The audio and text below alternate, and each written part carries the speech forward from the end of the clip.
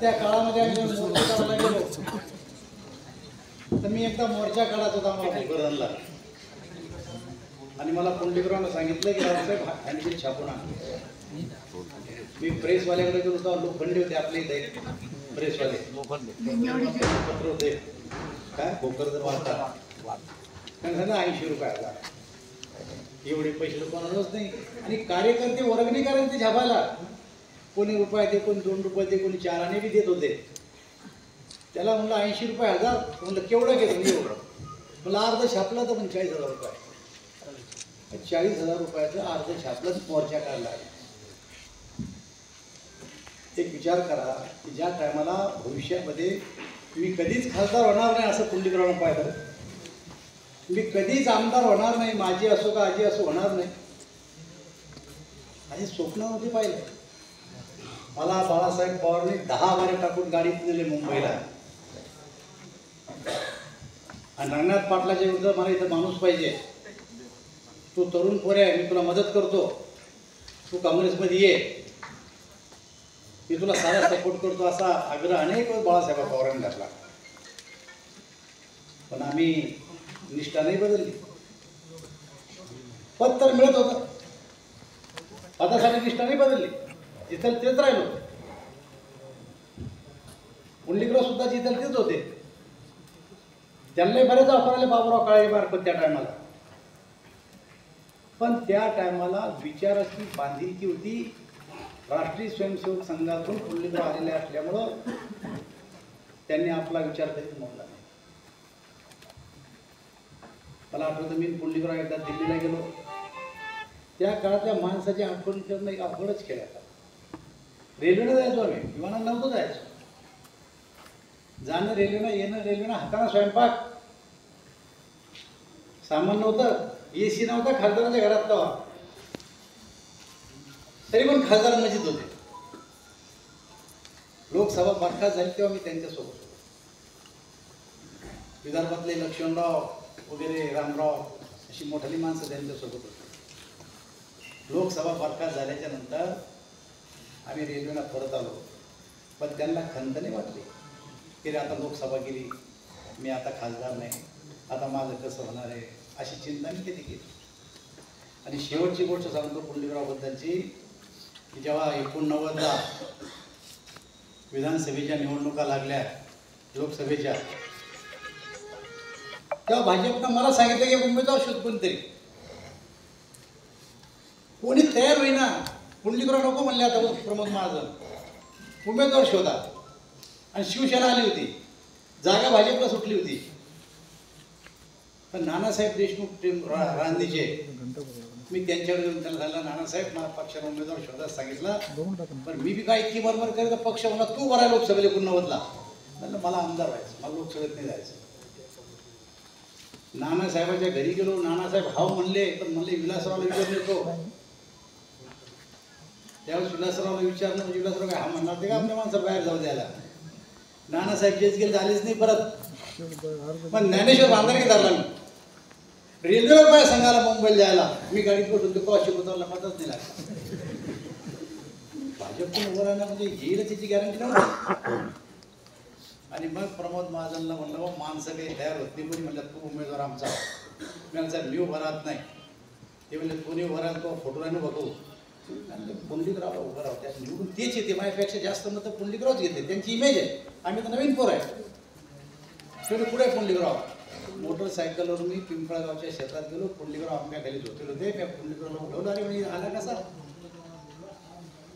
आलो असाच ते कसं काय. लोकसभेची निवडणुका जाहीर झाल्या, उभं राहायचं नाही का. तेवढा अवसर येडा झाला काय तो आता ह्याच उभं राहायचं झालं. कोणी राह होती मी काय राहत नाही प्रचारले. मी तुम्ही चला तर घरी. शरद कुलकर्णीच्या घरी संभाजीनगरला नेलं. पुंडलिकरावला आम्ही दोघा ठिकाणी हा करून बळकरून तयार केलं. शिवसेनेची लाट होती. पुंडलिकराव डबल खासदार झाले. 3 लोकसभा खासदार, 2 वेळेस पुंडलिकराव खासदार झाले. आमच्या घोषणा होत्या, जाऊन सांगा घरोघरी गरीबाचा काय वारी उमेदवार आमची पुंडलिक आहे. आमच्या घोषणा होत्या. पुंडलिकराव खासदार झाल्यापासून मी पुंडलिकरावला म्हणलं मला संजय गांधी पाडलेल्या माणसाला आणायचं आहे.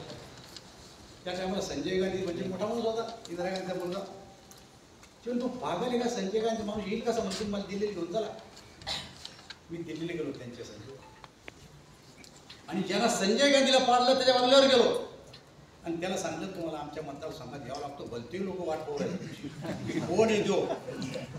संजय गांधी त्याला पाडणारा माणूस वीरेंद्र सिंग ज्यांना पाळलं होतं, चांगला दुर्गा लांबाल्या पिशावाल्या, मी पाहिजे येऊ शकतो त्याच्याकडून. तू है कोण बोले, मला मग है जनता पार्टी का. बोले कौन चाहिए, कोर्ट बोलता है कि मैं आना चाहिए. म्हणून हमारे खासदार बोलते ला बोली चिठ्ठी आणली पुंडलिकराव चिठ्ठी में. जो रेल्वेनं भुसावळच्या रेल्वे स्टेशन उतरला, खासदाराची काय हालत होती. एसटीनं आला भुसावळून शिल्लोडला उतरला आणि मी मोटरसायकल घेऊन त्याला घ्यायला कार्यक्रम करतो. आता त्या टायमाच्या मोटरसायकल कुठले तुटलेले हात सोडून सर्व वाचून आले गाणी अशी आणि त्या जोकरला आला जो पहिलं भाषण केलं होतं पुंडलिकराव ही कमाल त्याची काढली. लग्न होईल नव्हतं मग, पण बघा योग कसा असतो. त्याच काळात मी शाळेत होतो तेव्हा PSIच्या जागा निघल्या आणि बोनाफाईड सर्टिफिकेट काढलं. मी आता TC काढते मी बोनाफाईड काढलं आणि PSIला मी अर्ज भरून टाकला. मास्तर बोनाफाईड काय काढलं आला ना मला कॉल. आणि लग्न झालं 15 दिवसावर. माझ्या पुढे प्रश्न पडला इकडे जाऊ का इकडे जाऊ. त्यांना पुंडलिकराव कसा लागला आमच्यात मोठे तेच होते. पिंपळगाव पायी गेलो. मला PSIचा कॉल आला, तुम्ही खासदार झाले, तुम्ही काही करा. आता भाईवत दिले फोन करता वगैरे मंत्री भाईवत्ते होते राज्यमंत्री. मला कसंही करून फौजदार होते. आता पुंडलिकराव कोर्टात तुम्हाला सांगायला माहिती इकडे तिकडे गप्पा मारतो पागल आहे काय असं काय. फोन तर करा लागो ना लागो. अच्छा चुती आहे तू म्हणलं काय म्हणजे आमदार हो खासदार हो फौजदार हो कुठं चालला. आम्हाला कोण आमदार खासदार करणार आहे. त्यांनी काही फोन केला नाही आणि त्याच्यामुळे मी काही फौजदार झालो नाही. पण त्यांनी म्हणजे एक गोष्ट खरी धरली की मी आमदार बी झालो आणि खासदार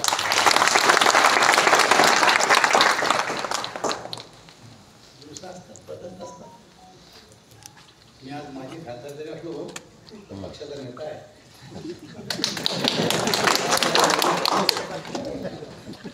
या कार्यक्रमाला लवकर करा असा सरकारचा आदेश होता. तुला सांगतो मी काल दुबईला होतो.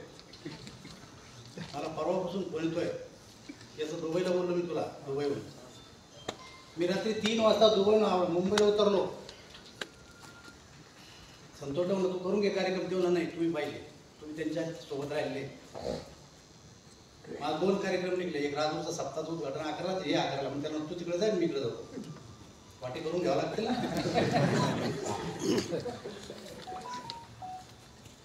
हा कार्यक्रम शासनाचा आग्रह तर लवकर करा नामकरण लवकर करायचं आहे. 3 वाजता दुबईहून उतरलो आणि 5 वाजताच्या संभाजीनगरच्या मला रात्रभर झोपेल नाही. असं नाही आहे की पुंडलिकरावबद्दल आम्हाला आदर नव्हता. पण पुंडलिकराव काय पुंडलिकराव कोण हे तुम्हाला आम्हाला माहिती आहे. बारकाल्या मुलाला काय माहिती आहे. इतिहास आहे की त्या काळी विचाराचं भांडण होतं, वैयक्तिक भांडण नव्हतं. काँग्रेसवाल्यांना मी एका ताटात खात होतो, एका गाडीत फिरत होतो, एकमेकाच्या लग्न कार्यात जात होतो. मी चंद्रकांतच्या मी लग्नात आहे सोयरीकच मेजर मेले प्रल्हादराव बसेले. विचारा प्रल्हादराव सासरे काय प्रल्हादराव सोयरीक मेजर मेल ना. मला पुंडलिकराव म्हणले राव साहेब अरे एक जमिनीवर कुठेतरी आपल्या भागात या माझ्यावर जिम्मेदारी मीन प्रल्हादराव दोघंच सासरे गवैल आहे. बबन मी पाहिलं मागून शेवटी आला विचारा सगळ्यात देव मागून. संबंध घरगुती होते आणि ते असो मी असो जोडीला कोणाच्या घरी जायचो.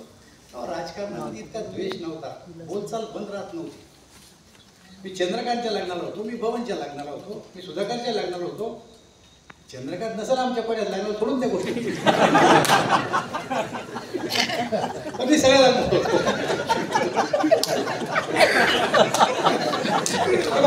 त्याच्यामध्ये राजकारण त्याच्यामध्ये राजकारण नाही. मी आठवण करून देईल त्याला फक्त. कारण तुझ्या बापाचे आणि आमचे संबंध कसे सांगताना आलंच ना पुढं. हा, मी त्यांच्या वडिलाच्या मोतीला होतो, माझ्या वडिलाच्या मोतीला बी नव्हता. बोला काय म्हणणं.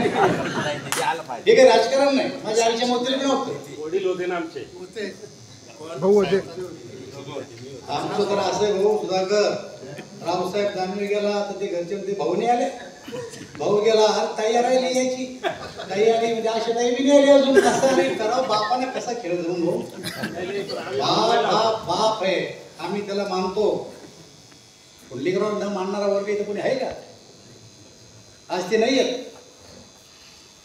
पण राजकारणामध्ये आम्ही नाकारत नाही त्यांचं मार्गदर्शन, आम्ही नाकारत नाही त्यांचा सहवास, आम्ही नाकारला नाही त्यांच्यासाठी माणसं जोडणं. आज आमची जी पुण्य आहे ना ती शिकलो आम्ही त्यांच्याकडून. थोडीफार तुमची शिका आमच्याकडून.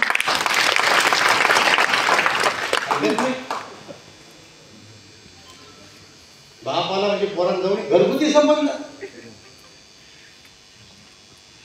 त्याच्या पुढचं मी काढीत नाही. पुंडलिकराव होते, त्यांचं नाव देण्याबद्दल कोणाचा वाद नाही. संतोष मला विचारले, कमिटीने मला नाव विचारले, म्हणलं पहिलं काम कर पुंडलिकरावचं नाव आपण आम्हाला तिकट मारायचे. ज्येष्ठानिक होते नाही म्हणलं पुंडलिकराव पहिले. याला काय संतोषला काय माहिती पुंडलिकराव? काय माहिती नाही संतोषला पुंडलिकराव. मी आमदार होता 1.5 वर्षाचा होता. या पोराले सांगतो पोराव, मोदीजी सांगत असतात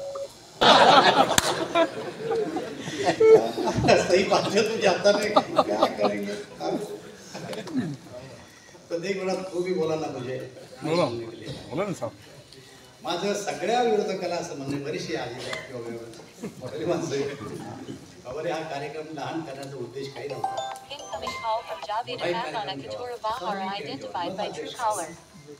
आणि दोघे बापले काही आले आम्ही करणार तर पुंडलिकरावचं कौतुकच करणार. त्यात वाईट सांगण्यासारखं काही आहेच नाहीये. काही कोण सांगाल पाहिजे पुंडलिकरावबद्दल मला सांगा, काहीच नाही. त्यामुळे छोटा झाला पण सरकारचं म्हणणं होतं लवकर करा. मी केवळ दुबईहून लवकर कसं म्हणजे मी आज मुंबईत थांबलो असतो. बाजारून मला माणूस यार झोप घेतो 1 घंटाभर. मी झोपलो बी नाही, झोप याचं काही कारण बी नाही. मला कार्यक्रम करा संतोषला नक्की राजूर पाय. मी जातो पुंडलिकरावच्या कार्यक्रमात. हो दिवस पुंडलिकरावसोबत झाले आणि कुठेही वाद नव्हता, विवाद नव्हता, काही नव्हता. अजून तर लई पोटात गोष्टी सांगण्यासारख्या की त्यांच्यासोबत आमचा सहवास कसा होता म्हणून. बैल चोरीला गेलं तर मी पुंडलिकराव पाहायला आवडतो. बोला तो बैल चोरीला त्यांच्या 89च्या निवडणुकीमध्ये बैल चोरी गेले ते पिंपळगावचे. पण रावसाहेब कसं म्हणलं चला जाऊ तू जी होतीच निवडणुकीची निकाल लागला होता. आणि मग आम्ही बैल चोरी पाहायला गेलो. त्याला तांडळ सापडली म्हणजे असा आमचा सहवास होता. खूप चांगले दिवस होते. त्यांचाही कार्यकाळ राजकारणातला कधीही पट्टा लागणार नाही अशा प्रकारचा त्यांचा कारभार होता. त्या काळात तसं नव्हतंच आहे. पैशाला महत्त्व नव्हतंच. आणि पुंडलिकराव खासदार घेऊन गेले तर मलाच माहीत होतं त्यांच्या खात्यावर किती पैसे होतं. चंद्रकांतला माहिती नसेल. आणि प्रल्हादरावला लक्षात नसेल सांगितलं होतं प्रल्हादरावला की 50,000 रुपये पुंडलिकरावच्या खात्यावर फक्त जमा आहेत. होते पैसे 50 रुपये त्या टायमाला असते म्हणजे नव्हतं. पण पैसा ठेवणं साठवून ठेवणं त्याच्यावर कारभार असा विषयच नव्हता, कोणाचाच नव्हता. अरे मला किती होता पगार? 90ला 750 रुपये पगार होता. 750 विचार करा आमदाराला. आणि महिन्याचे 12,500 13,000 भेटत होते. मला एकदा संतोष शाळेत होताना आला की बोलतच नव्हता. आता धरायचे बोलत नाही जास्त, कामापुरतच बोलतो. तर मला वाटलं याला बोलतं करावं. किंवा आले जेव्हा सुट्टीत त्याला संतोष तुम्हाला रोज 3 प्रश्न विचार म्हणजे यांतरी बोलायचे बोला. तर बाहेर नाही पोरं कधी वर्षातून 2दा यायचे. म्हणजे काय म्हणजे काही प्रश्न विचारले बघ 2-3 तू. त्यांना पहिल्या दिवशी प्रश्न विचार आपण त्याच्यावर घ्यायचे तिथे कसं काय हो पंचायत समितीचा सभापती झालो. आणि मग इथं बंगला भेटला आपल्याला. तो जन्म बी नव्हता. अशा वेळी फक्त उषा त्या बंगल्यात असताना झाली. आणि मग इथं राहायला आलं तर म्हणून आता वापस जायचं की कामच नव्हतं म्हणून राहायला लागलं. बरं. मग दुसऱ्या दिवशी म्हणून विचार म्हणजे तुम्ही किती शिकेले. दुसऱ्या प्रश्न न सोपा प्रश्न आपल्यासाठी. बळजबरी बसवली दादा मला रिक्षा दादा. तिसऱ्या दिवशी बसवलं पण आज काय करतो आपल्याजवळ किती पैसे अरे बाप असा विषय काय पैसा राजकारणात महत्वाचा नव्हता आणि पुंडलिकरांचं कधी पैशाला महत्व दिलं असं नाही. सारे पैशावाले पुंडलिकरावचे दोस्त होते समाज जालन्यातले आणि ते बी आज माझे दोस्त आहे. मी तोडू दिले नाही द्यायला समोरून ठेवलं. मग त्यांच्या कार्यकाळाची आठवणही आहे. त्यातल्या काही तुम्हाला पटल्या असतील काही पडल्यानंतर सत्य परिस्थिती आहे. राजकारणात पैशापेक्षा माणसाला किंमत होती. आम्ही नाव देताना सुद्धा याच गोष्टीचा विचार केला. म्हणून माझ्या वडील स्वतः सैनिक होते. आम्ही बदलू शकत नव्हतो पण नाही राजकारणामध्ये त्यांच्यापासून आम्हाला जे काही धडे मिळाले ते आम्ही विसरणार नाही कधीच विसरणार नाही. त्यामुळे तुम्ही आता आले एखादा सगळे म्हणून मोठा कार्यक्रम ठेवा. त्या कार्यक्रमात मला बोलवा. हा सरकारी जरी असला तरी सरकारला सांगून ठेवायचा तुम्ही तयारी दाखवा फक्त ठेवा ठरवा. पण आज दिल्या नाव दिलंय अधिकृतरित्या आता कार्यक्रम कधीही करू. मी आपले सगळ्यांचे आभार मानतो की आपण सगळेजण या ठिकाणी आलेत आणि पुंडलिकराव दानवे यांच्या या कार्यक्रमाला आपण हजर राहिले. चंद्रकांतनं सांगितली गोष्ट तरी त्याच्यानंतर या कॉलेजमधून जे मुलं बाहेर पडतील त्यांच्या हातात पुंडलिकराव दानवे अशा प्रकारचं सर्टिफिकेट राहील. त्याचा मला स्वतःला आमच्या सगळ्या कुटुंबाला अभिमान राहील. एवढंच मी आजच्या प्रसंगी सांगतो आणि